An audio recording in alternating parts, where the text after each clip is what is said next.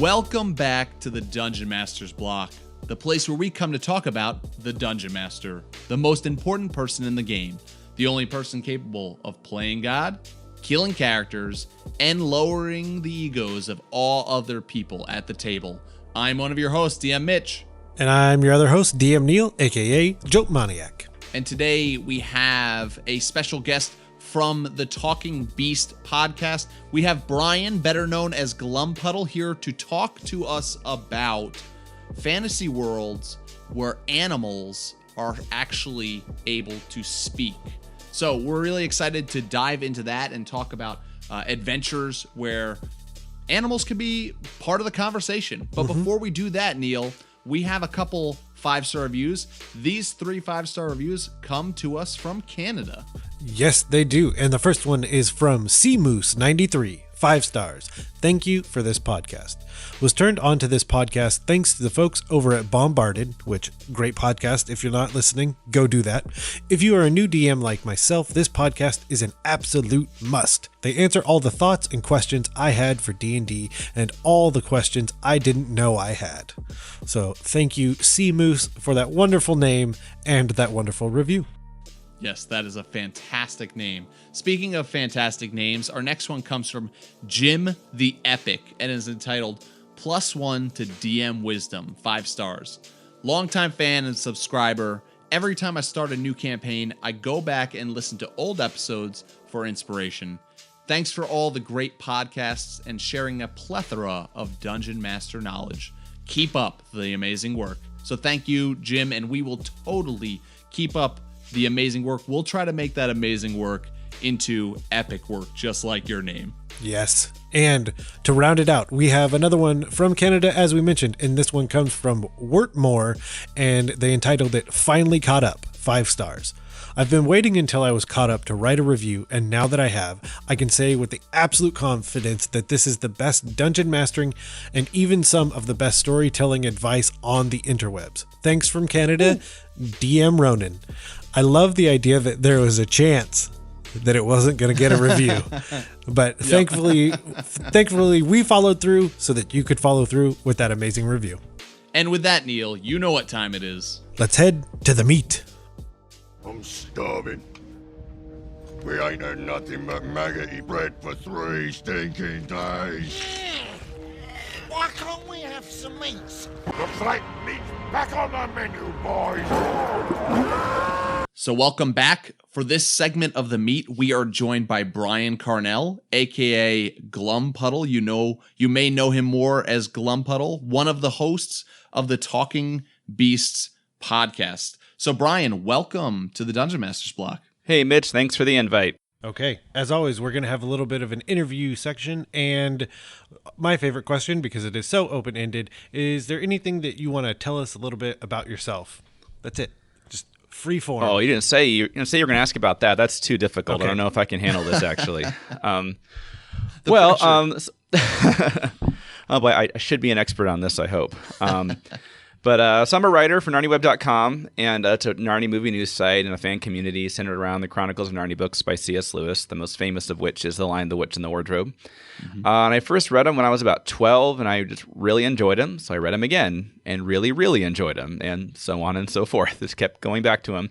And every time I went back to them, I just kept finding more and more. And they ended up playing a huge part of my life and making me ask questions like, why do humans keep feeling the need to create stories, especially fantasy stories? These are lies. Why do we want to make up stuff? And why are we so apparently dissatisfied with the real world?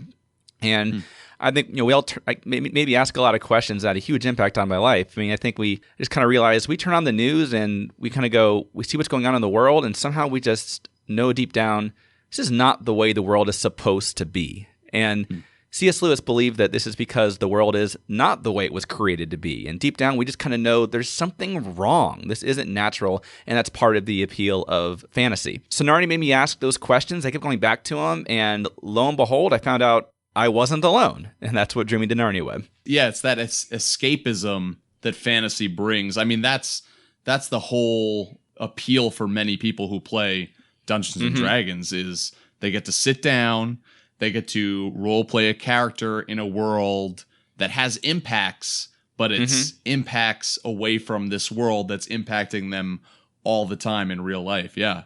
Right. And C.S. Lewis, even outside of Narnia, was interested in why is that so appealing? If we're born into this world and this is just the natural world, this is the only world we know, then there are so many things that just instinctively tell us this is wrong, this isn't the way it's supposed to be. Well, what do you mean? Well, how is it supposed to be? Why is that? And he believed that fantasy, fairy tales, it kind of scratched that itch, that desire, that feeling we all have that there's something wrong here. This isn't the way the world's supposed to be. That's fantastic. Can I ask, how many times do you think that you've read through the entire series? Cover to cover, each of the books, the average, I've probably read some more than others. The average is probably about 6 or 7. But then that wouldn't even include like the bits I've read, little chunks of it, or really for a podcast or for a discussion or whatever, just focused on one chapter or one paragraph. But cover to cover, I'd say 6 or 7 each. Yeah, diving into specific segments. And that's a good segue, because can you tell us, for any of our listeners who aren't familiar, can you tell us a little bit about what is your podcast, the Talking Beast podcast? Sure. So podcast is called Talking Beasts, and it kind of grew out of the great fan community at narniweb.com. A Narni Webber called Rillian first started it back in 2006, and the initial idea was just to react to the latest Narnia movie news, trailers, interviews, and things like that, talk about how we feel. Do we think they're doing justice to the book? How is it coming along? I guess the decent thing to do would be to wait till the movie's out before we judge it, but come on, where's the fun in that?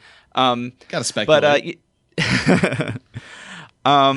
Correct. When you first hear that a book you love is being made into a movie, I think a lot of people, the first reaction is cool, and then the second reaction is, I hope they get it right. You get concerned. You start really thinking it through. And because, like I was talking about, these books aren't just entertainment to me. They're not just entertainment to a lot of people. They also represent things that I think really matter.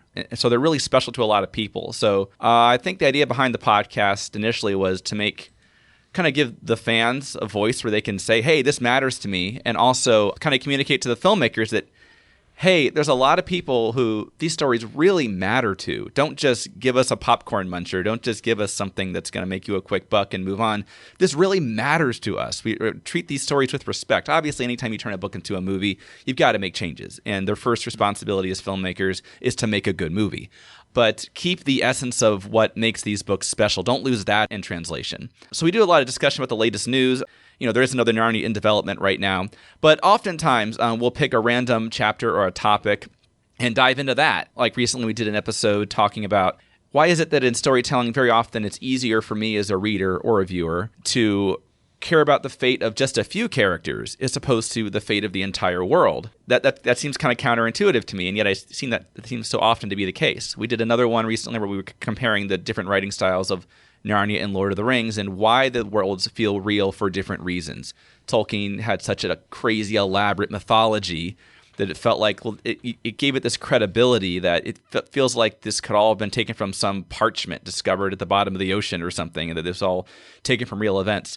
And then Narnia, Lewis makes the characters, they aren't, obviously it doesn't have the elaborate mythology that Tolkien created, but it feels real because the characters the things they think feel very human. It's not always logical, but I guess I felt that way before too. And he often doesn't tell you what something looked like so much as he tells you what it felt like to look at it. And sometimes you go, oh yeah, I relate to that. So two very different approaches to making a world feel real. So, I mean, we've been doing this for a while now, and we still have not run out of things to talk about. We just started this because, hey, we love talking about Narnia, and I can't believe there's 7 books. They're relatively short compared to certainly other fantasy stories, but there's so much that Lewis packed into such a small space. So I don't know how long it's going to take us before we've exhausted Narnia. I'm sure your listeners hope that it takes you forever. Can I ask, what is in your opinion, which of the movies is the most faithful to the books? For me, the first one, Lion the Witch and the Wardrobe, was about a 3 or 3.5 out of 5. I think they did a good job on the story. They don't quite get some of the themes and some of the joy and some of the emotional beats of it, but I think they did an okay. I've always said I think the director, Andrew Adamson, I don't know if he really understood all the nuances of the book, but I think he really liked the book. So I think he does an okay job with the story, but I could certainly get into that. But does it really get what I love about the book? Kinda. I'm kind of in the minority there. Probably most people on Narnia Web like it a lot more than I do. And then Prince Caspian, the second one, I was really split right down the middle. There were about half of it I think is really solid, is good filmmaking, good storytelling, and does do a good job of capturing the themes Lewis was emphasizing in the book. And then the other half is just, ugh. So I'm not sure, but honestly, like, which one do I like more? It would have to be one of the first two, I think. And then let's not get into the third one, Voyage of the Dawn Treader, because I'm still got. All right, good. You have pretty similar thoughts as I do. Still got scars from that one. But yes, yeah, it would definitely be one of the first two. I don't think either of the first two have been a home run, but they've been aspects of them that I would say I admire as a movie and as an adaptation. I think they're okay movies and they're okay adaptations, I guess. Okay. That means we're gonna have a surprise question, which I went out and scoured the internet and found this. That's the best I can say of it. So, you are a new addition to the crayon box. What color would you be and why? I would be rust. Why would I be rust? Rust. I don't know. I think rust is, we tend to think of it as like a dirty thing, but I think it's really kind of beautiful as like a texture. And so I think I guess like the fact that it's, I don't know if I would be that. I just like that color. Or rust is a texture. It's, we think of it, it's a sign that something's aging or it's wearing out. And yet I think it's really beautiful. And I guess I like that contradiction. Came up with that one really quick. See how that one comes back on the recording. No Color me thought. impressed. Just boom, rust. Oh. Love it. Well,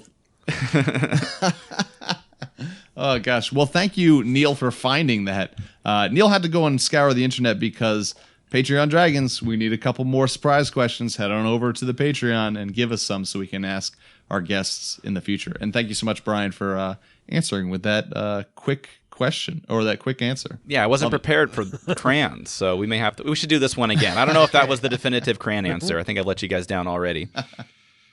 We haven't covered crayons on Talking Beasts yet, so we've already won up to that one.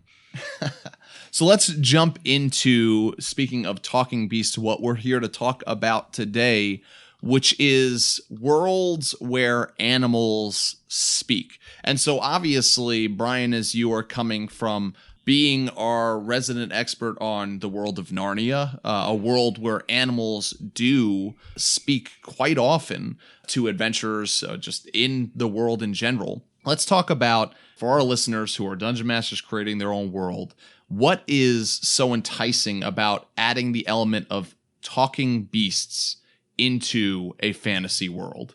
I guess in the case of Narnia, it's taking something that is familiar in our world and it's giving it a supernatural element. It's not just completely starting from scratch. It's giving something that, I know what that is, or maybe I've wondered, what would it be like if I could talk to my dog or communicate with my dog or something like that? And so it's taking something that is in our world and just putting a supernatural twist on it. It still has that one foot in the appearance of a little bit of emotional credibility, at least. In the case of Narnia, I think it serves as Narnia has humans and it has talking beasts and it has dumb beasts. And dumb beasts are just like the ones we have in our world, basically, as far as we can tell. And then you have the talking beasts, which they're not just, there's basically two ends of the spectrum here. I guess you could have talking animals that the only thing that's different about them to real animals we have in our world is that they can talk.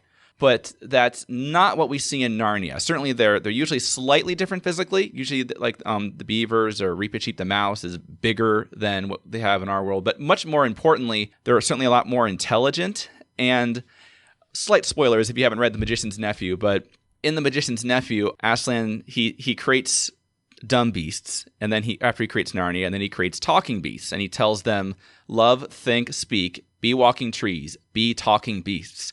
And then later he says, creatures, I give you yourselves. So what talking beasts have that a dumb beast does not have is the ability to think and reason and really decide, do I want to obey my animal instincts or not, which is something that you and I have too, I believe. So a talking beast can be held accountable for their actions in a way that we see a normal animal do something, and we don't usually, it's a matter of opinion, I guess, but we don't usually think of an animal as really knowing what it's doing. It's an instinct machine, basically. It gets hungry, so if it sees food, it's just going to go eat. It could be its instincts tell it to do so, unless there's a stronger instinct suppressing that. But talking beasts and humans have the ability to hear those instincts and say, do I want to follow that or not? And that makes them accountable and responsible. A talking beast is an honor for that reason in the books. And it's something you can lose. Aslan warns that don't go back to your dumb beast ways, and basically don't go back to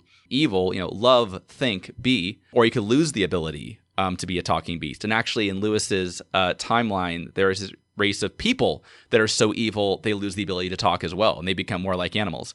But yeah, I would also say the talking beasts in Narnia, they're not just they're animals, but they have the ability to talk. The beavers, yes, in The Lion, the Witch, and the Wardrobe, they do build a dam, which real beavers do, but they also have a relatively human kind of house, and they use teacups, and they cook things, and they make a marmalade roll, and they have, they use silverware like we do, and so it's not just, so although there's this, and the horse and his boy, those are probably the most developed talking animals. In the horse and his boy, you have Bree and Hwin, 2 horses, and well, they have all the kind of their horsiness comes out, and like they like to.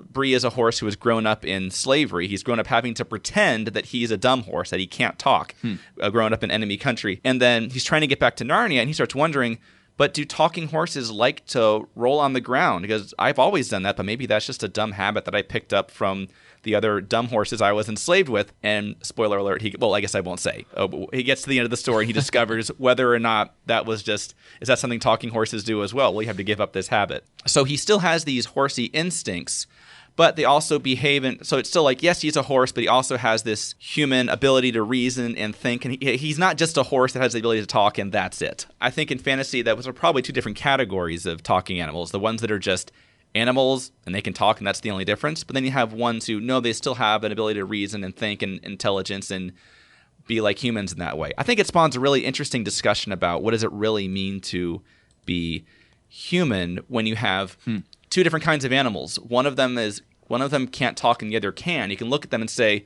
what is the thing that makes these 2 kinds of animals different? And which is a great way to discuss, well, what makes us different from animals? So yeah, maybe a little more than what you were asking.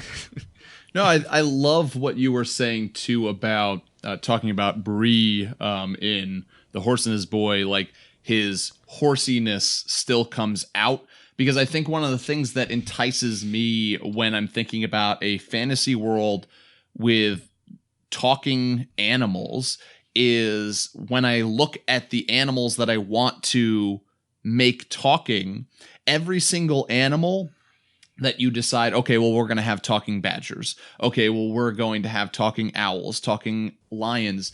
Like, my first instinct is to go and do some research on that animal in our real world. And then the question comes from there is, does that animal's culture, that talking animal's culture, or does that specific personality of that talking animal, whichever one you're talking about, does it reflect in some way that creature in real life? And I think you see that a lot in the world of Narnia. I mean, Aslan is taken, and he is the king. He is majestic, which is often something we relate to a lion in real life, in our real world. Even though, especially when we're talking about male lions, they are in real life quite lazy, and it's the females that do all the work, right? But then, like, I think of the beavers, and the beavers, when you think of a beaver, you can't think about a beaver without thinking of its dam. And so C.S. Lewis made the beaver's home such an important part of their personality and who they are, and hospitality, welcoming people in their world. Even though the beavers have a dam, when Mr. Beaver is leading the 4 Pevensies, Peter, Susan, Edmund, and Lucy, to it, and they see the dam, and they feel this need to say, what a lovely dam, Mr. Beaver, and compliment it. And there's this look, he has this sense of pride about it, which is a very human thing. Animals probably don't look at what they just made and go, wow, I really did a good job on that. But Mr. Beaver has a sense of pride about it, so it's taking that his animal roots, but adding something that is recognizable to us as humans as well. To it. Yeah, and personality behind it. And I love that aspect. I think of even like, I mean, this goes beyond C.S. Lewis's world. I feel like this is a poll, but Kapora Gabora is the owl that is a recurring character in the Legend of Zelda series, and he's always seen as this wise figure, which is 100% what you see of owls. Even if you go into stories like the stories of Winnie the Pooh, you can see aspects of real world animals in these characters in those stories. And I love it because you can take it from that angle and you can say, okay, are these talking beasts, are these talking animals going to reflect the true nature of what C.S. Lewis would call the dumb beasts of the world? Or you can go the opposite way too. I think of Mouse Guard and how these tiny little mice, that's a world where the question was asked, well, what if these tiny little mice that had sentient properties that were very human were just some of the bravest warriors in all of the land, which is not something you think of when you think of a mice. Which is Reepicheep too, yes. Exactly. Which is Reepicheep in Narnia, who's one of the favorite characters. Yeah, so the other way is to go the opposite direction from something. And the fact that Reepicheep is so small but has such a sense of duty and honor and would gladly give his life for his king. So, Mitch, you said something. Well, I'm going to start an internet fight on the podcast. So you used the word sentient. And recently, the word sentient has been kind of pushed down towards like, my dog is sentient, because it can still feel and do some things. So the word that kind of has been like brought up more is sapient. And I think that's kind of the discussion that we're having, is that the sapient creatures can think and reason and have pride and do these things, and I think that's the most interesting thing to me about the concept, is like, you're really just utilizing a rarely tapped resource. I won't say an untapped resource, because we still, I know I use creatures, if you will, in my game, and so do you and other people, but like adding ones that talk is only adding. Like, I don't feel that there's any subtraction really from the world by doing this. I think it's really only adding in more to your game, and having an NPC who's a giant owl, which in a lot of ways is kind of scarier to me. Like if it's a guy who's really wise, he's probably old and fragile. If it's a giant owl, he might get mad, pick me up, and drop me. And so it definitely changes the dynamic of that conversation. But I think, the idea that these creatures are sapient, and it's that thinking, it's that reasoning, and it's these emotions that, the dumb beasts, if you will, would not feel. Yeah, and then like going back to the kind of the contradiction way to do it, like playing against type. So Reepicheep has a great line where he says, Aslan asks him, but do you really need a tail? And Reepicheep says, well, I can eat and sleep and die for my king without one.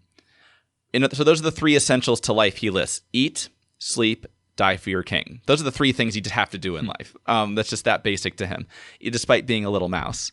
And so kind of going against type there, that makes him all the more heroic, the fact that he's a little mouse and is so brave. I guess those are the two basic options of the talking animal. You can either go, do research and say, what kind of person would they be? Or you could go the opposite direction, like with Reepicheep, and have him be the opposite. With Aslan, I think it's not like being a lion.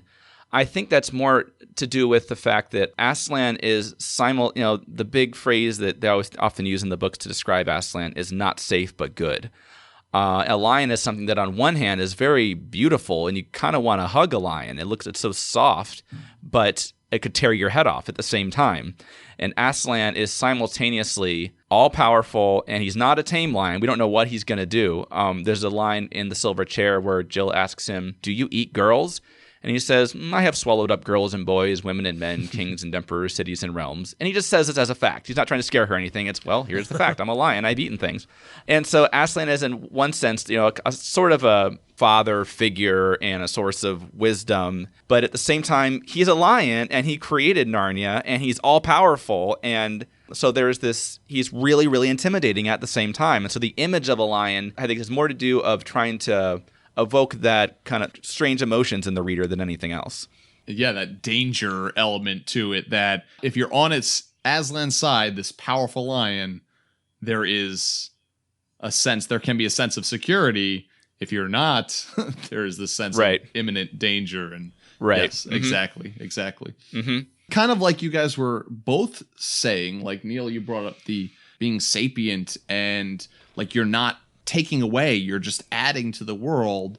And like Brian, you were saying, like, this is how it's done in C.S. Lewis's world, and it is deep in C.S. Lewis's world with meaning of why an animal is talking.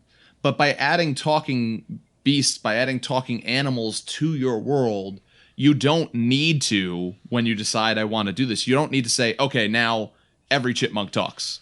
Every one of the chipmunks. But this could be something special to a small group of animals. It could exist in one specific country. It could exist because of the innate goodness, as you were saying, or the lack of because of some evilness, or depending on what your pantheon in the world, if this is where this trait has come from, desires, what animals do speak, what animals don't speak. And so maybe this is a good time for us to shift and say, all right, you're creating a fantasy world where animals speak. What are some ways that this can be the origin? What are some origins to the lore of why animals as a whole or certain groups of animals speak in a fantasy world? I mean, I think the go-to one could be because that's what they do. And just in that, like, it's always been. It's the natural state of things. And that definitely would have to come into play when you're starting a new campaign or you're starting a new world with a new group. That's not really something you can retcon and be like, oh yeah, by the way, all the animals kind of talk. Yeah, that's happening now. So I think if you were setting up a new world, it's definitely an idea to have to add something new and different for your players to experience. Yeah, I think in the case of Narnia, we come into this world, we see that some of the animals talk and some of them can't.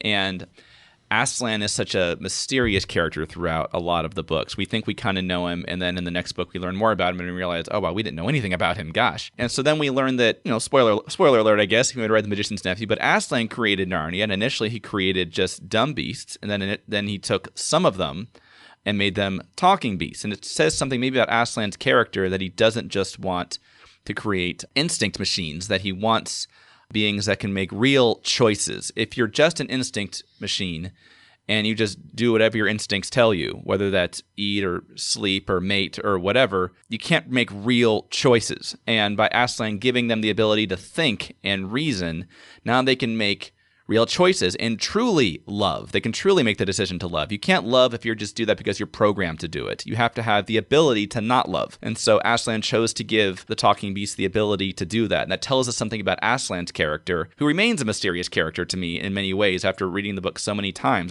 I come up with all these different angles on him every time I read it. What Lewis didn't say about Aslan is just as interesting as what he did say. But that's a clue, I think, into Aslan's nature, that apparently choice is important to him. Yeah, Aslan and the Narnia approach has this idea that it was a divine choice to granting this ability to speak. And maybe, like Neal said, maybe it starts at the very beginning of the world. And so it's just how it is. Animals speak, whether it's all or whether it's some.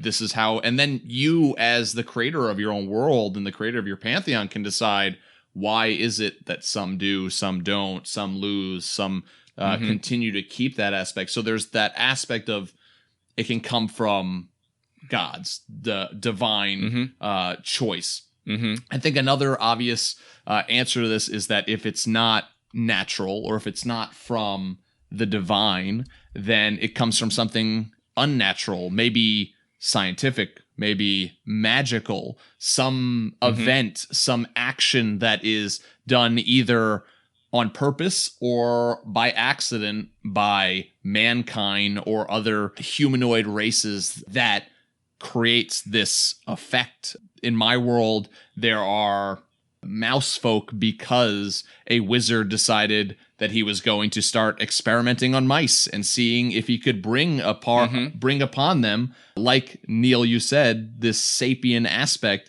to be able to speak. And they were able to escape and run into the wild, and they created their own society. But figuring out that origin can create for your whatever animal that you're creating that's going to be speaking, whether it's magical, whether it's divine, whether it's just natural, that can speak a lot to how the culture of these creatures is in your world. Well, I think the interesting thing, and the reason why I love these discussions that we have on the podcast, is I already don't agree with myself anymore in that the information that you guys are providing in this back and forth is, I already know how I could retcon it now. Because the idea of it being a divine thing, what if a deity has a set of domains and something happens and now they have the domain of animals? And they decide, you know what? Why can't these creatures talk? They can now. Done. And there it is. There's your shift from none of the creatures in the world talking to a huge portion, if not all of them talking, because of a shift in what powers the deities have. And so, yeah, I was wrong. You can retcon it. Yeah. There you go. or Neil, like kind of going along with that, who's to say that when you've already played in this world that the chirping, the tweeting of the birds wasn't already a language between themselves, and it just took time for certain animals that had the ability to learn different languages to start to bridge that gap and to learn the common tongue, or for humans or dwarves or whatever to start to learn the language of the birds or the badgers or whatever these creatures are. And that's what happens when real world different cultures, if they have different languages and they first meet each other, they're not going to immediately be able to communicate like the three of us are communicating now with the same language. You've got to start learning. You've got to start teaching each other. And so why not have that be an aspect that, hey, later down the line in history, we figured out this random chirping, the birds were actually speaking to each other the whole entire time. Yeah. And then the idea of, like there being a kind of a logic behind it. And I don't think that Narnia has a real scientific reason for animals talking. I mean, Aslan says, be talking beasts, and there you go, we have talking beasts. Yep. But there is a logic, at the same time, there's a logic behind it, even though it's not really it's not a scientific rationale, but there's a logic behind it. And that, Aslan, warns them, don't go back to your animal ways where you just follow your instincts, or you may lose the ability to talk. It works in reverse too, by the way. On the not dumb beasts, not talking mice, do something really. When Aslan is on the stone table and is tied down, these mice come and they eat away the cords. They're not talking mice yet. We later find out that was the beginning of talking mice in Narnia, that they eventually became talking mice because of that good deed. That was at least the start of that development. Then there is an example in the last battle of an animal that actually turns back into a dumb beast, basically, because of something evil that they do. There is even though it's not a scientific, here's how it actually works, there are still rules and there's a logic behind it. Yeah. Would you say that in the last beast that's a shift in that animal's nature? Oh, absolutely. Like it says something like, they looked in the beast's eyes and they could just tell that it's gone. There's something like it clearly lost the ability to talk, clearly lost the ability to think and reason. Whatever's in there looking back at me I look into those eyes, and whatever's behind those eyes looking back is fundamentally different. It's almost like he's died. Yeah, I was trying to make a bad pun, but I'm sorry. Oh, man, I'm usually good at picking up on puns. Isn't that the creature's name, Shift? That's not Shift, actually. Oh, it's not Shift. That's my bad memory then. That's okay. It's Ginger, actually. Okay. I have hold on. I have a total side thing, because most of the discussion we've been having is pretty serious. I think it was you, Mitch, saying that the chirping is like, oh wait, this is this very intricate language that it's talking, and it made me think of the Rick and Morty episode where he figured out that squirrels run the world, and. So, I mean, it could definitely be, just another way that it could definitely be that they have their own language that you don't understand. That also qualifies as talking to animals, and figuring out that like tongues, like you could cast tongues and all of a sudden like stumble into this very in-depth plot of like, wait, what? Like, the concept of like, oh, I can hear animals, and now my dog, instead of barking, just says, hey, all the time. Hey, hey, hey. But then you realize that it's like, food. Mine. Then you realize, no, wait, we didn't know that there was like this untapped, like intelligent race doing all of these things. I think it'd be another really cool plot line. Yeah, and it may just take that ranger spending so much time in the woods that he realizes every time he lights a fire in the woods that the same sound of chirping happens, and going, this seems strange. This is like reoccurring all the time. Are they reacting to what I'm doing? Are they speaking because of what I'm doing? But so we've talked a lot about the origin of where this power to speak can come from. So if you are creating a fantasy world with talking animals, what can be some of the implications, the impacts on a world where now you have animals that speak? Well, I guess the first thing that comes to mind is the it kind of makes you wonder, well, what's the hierarchy? Are talking animals just this? Do they have the same rights and the same value as normal animals, and what about humans? In Narnia, you have dumb beasts. You should not be cruel to them. That's very much looked down upon in Narnia, but it's okay to kill them for meat. That's not the case with a talking beast. There's one of the darker moments in the whole series when in the Silver Chair, when Jill, Eustace, and Puddleglum are eating, and they're in a giant city, and the giants feed them meat, and they start eating, and they realize they thought they were eating. They just assumed they were eating a dumb stag. They've actually been eating a talking stag. And it goes through their different reactions. You have Jill, who just came to Narnia very recently for the first time. She's still getting her head around what is this world. Thinks it was very, mean of the giants to kill the poor stag. Then you have Eustace, who's been there a lot longer, and he feels really horrified. And then you get Puddleglum, who's lived in Narnia his whole life, and it says that Lewis writes, he felt just as you or I would feel if we just realized we were eating a baby. So there is this idea that there's very much a difference in terms of, their rights and the value, or however you want to put it, of a dumb beast versus a talking beast. And in The Lion, the Witch, and the Wardrobe, again, even though a talking beast, like if you kill one, it's basically murdering a human. I think it's looked at as basically the same. And yet talking beasts in Narnia still say, oh, the sons of Adam and the daughters of Eve, that's such a great honor to be one of those. And there's still a sense of, yes, to being a talking beast, an ability given to us by Aslan, that's a big deal. But to be a son of Adam or a daughter of Eve is the greatest honor of all. And so there is more of an honor to be a son of Adam or a daughter of Eve, but nonetheless, both of them would have basically the same rights and basically the same value. So I think that once you start introducing talking animals into your world, I think you have to ask that question of what kind of hierarchy is created here. Yeah, and I mean, you could take it so much further if you're having a fantasy world where all the beasts are talking. That opens up a lot of questions to, well, then do you live in a world where people try not to eat meat? Or what's the darker end of that when they do, for both sides? An animal who eats a human, or a human who eats an animal. Like, if every beast is talking, that changes the dynamic. And then, yeah, like you said, like you brought up Bree from The Horse and His Boy, and how he had to pretend to be a dumb beast and lived in what was slavery because he was an intelligent creature for years. There's a difference between having a dog that is a dumb beast, and now I'm thinking of Pluto and Goofy from Disney and going, there's a difference. Although, honestly, sometimes Goofy seems dumber than Pluto, but that's a whole nother story. That's true. I also think that one of the implications is that if you live in a world where animals can speak, then that has to affect much differently privacy in a world and where you're away from prying eyes.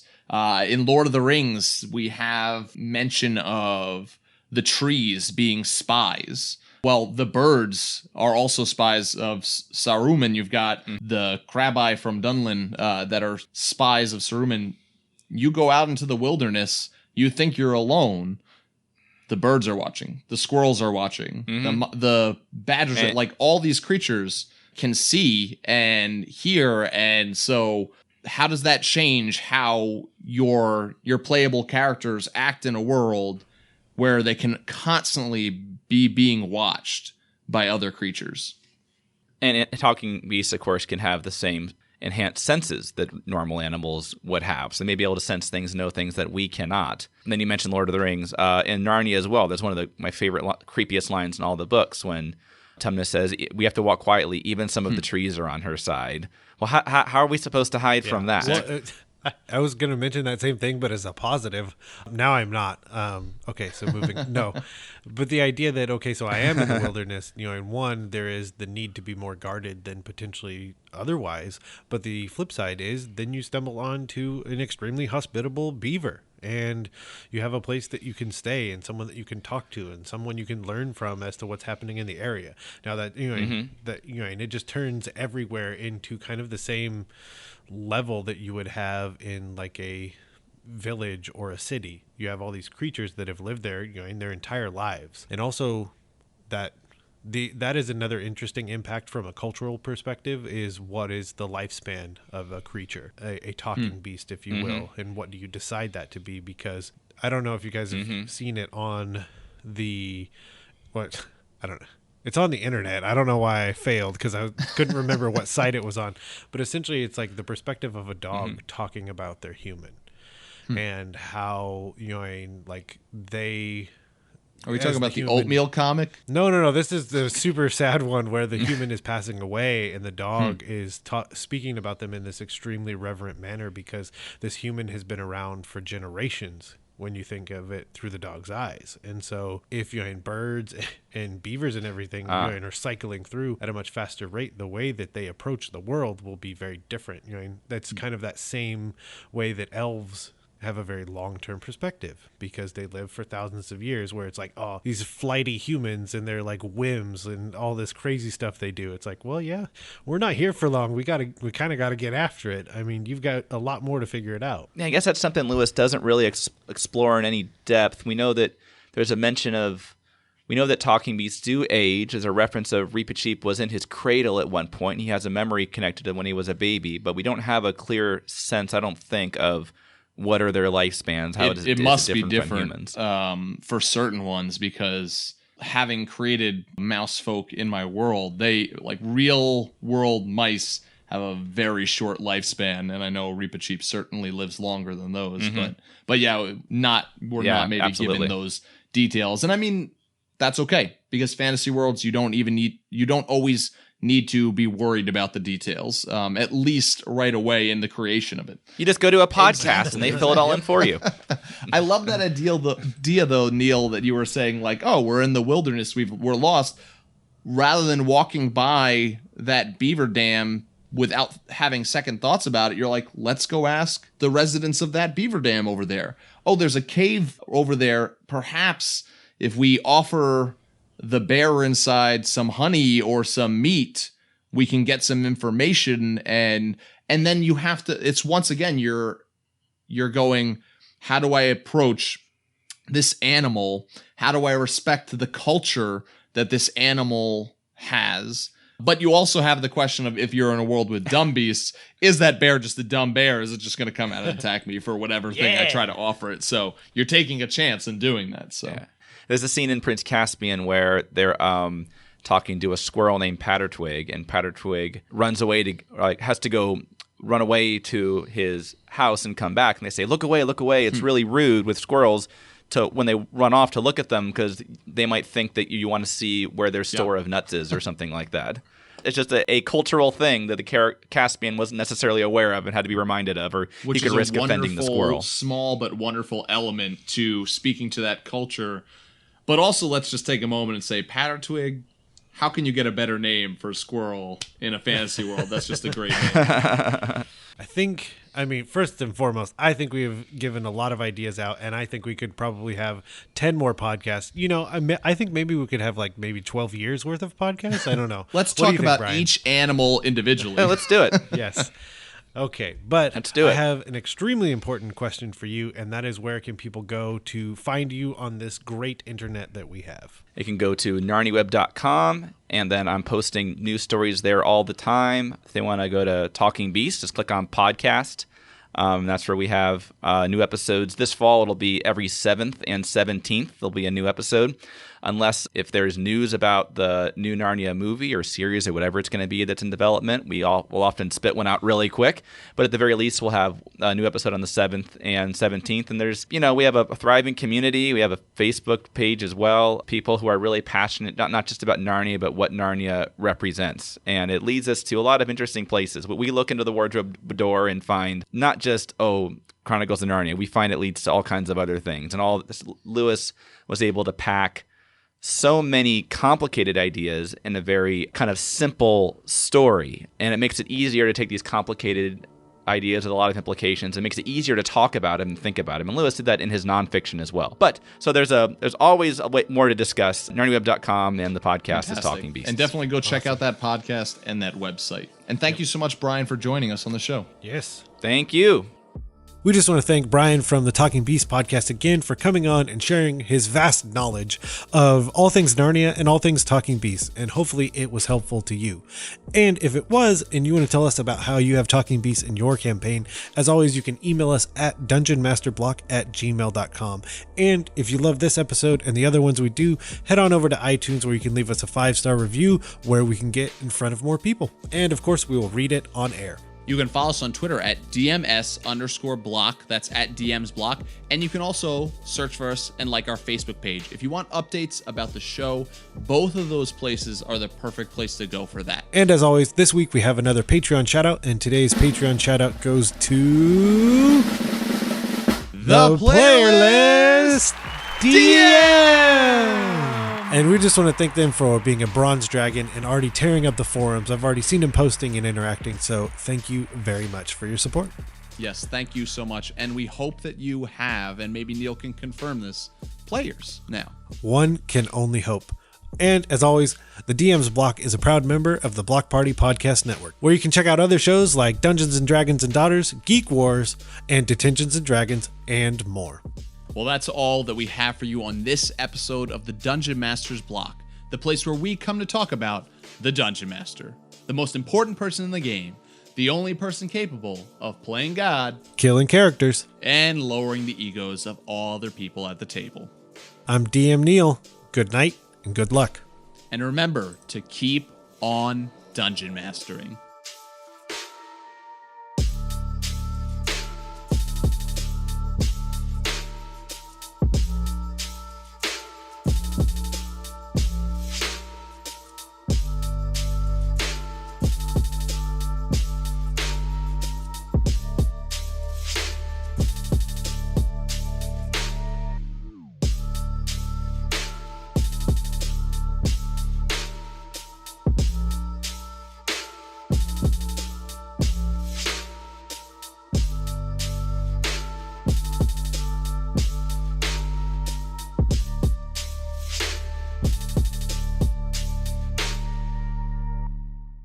Goodbye.